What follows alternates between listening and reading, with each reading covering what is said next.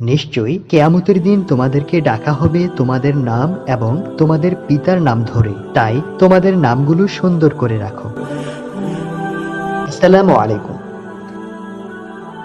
এই ভিডিওতে আমরা স্ক্রিনে দেয়া নামটির উৎপত্তি, বানান, জেন্ডার এবং এ নামের অর্থ সহকারে এটি ইসলামিক নাম কিনা তা সম্পর্কে বিস্তারিত জানার চেষ্টা করব। প্রথমেই আমরা জানব এ নামের উৎপত্তি সম্পর্কে।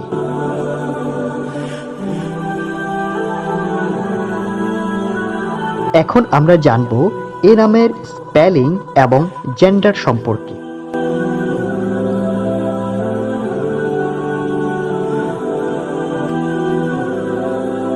এবার আমরা জানব এ নামের অর্থ সম্পর্কে।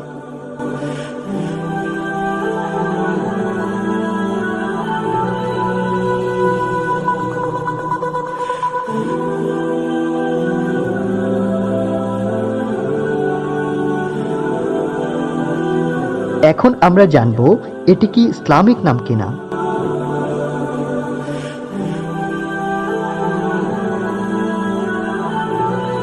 মুসলিম শিশুদের জন্য আপনি যে সকল নাম রাখতে পারেন সেই সমস্ত নামগুলির মধ্যে এটি অন্যতম উল্লেখযোগ্য একটি নাম।